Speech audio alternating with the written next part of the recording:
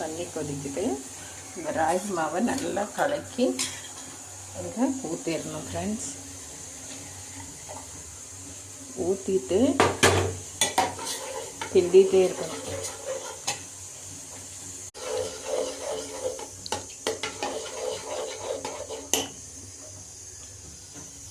இன்னைக்கு காலையில் பார்த்தீங்கன்னா ஃப்ரெண்ட்ஸ் ராகிக்கூழும் கொத்தவரங்காய் பொரியல் தான் இன்றைக்கி காலையில். பார்த்தீங்கன்னா இதில் வந்துட்டு சாதம் எதுவும் போட்டு கிண்டுவாங்க ஃப்ரெண்ட்ஸ். ஆனால் நான் சாதம் போட்டு கிண்டலை. நம்ம ராகிக்கூழ் சாப்பிடும்போது வேணால் கொஞ்சம் சாதம் மிக்ஸ் பண்ணிக்கலாம். நமக்கு தேவைப்பட்டுச்சுன்னா பால் ஊற்றி சர்க்கரை போட்டும் சாப்பிட்லாம். அதனால் இதில் பண்ணல. ரெடி ஆகிடுச்சு பாருங்கள், ராகிக்கூழ் சூப்பராக ரெடி ஆகிடுச்சு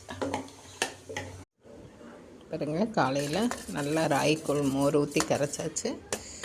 கொத்தவரங்காய் பொரியல், இதுதான் காலையில் டிஃபன் ஃப்ரெண்ட்ஸ். உங்கள் வீட்டில் என்னன்னு சொல்லி மறக்காமல் கமெண்ட் பண்ணுங்கள், லைக் பண்ணுங்கள், மறக்காமல் சப்ஸ்கிரைப் பண்ணுங்கள் ஃப்ரெண்ட்ஸ்.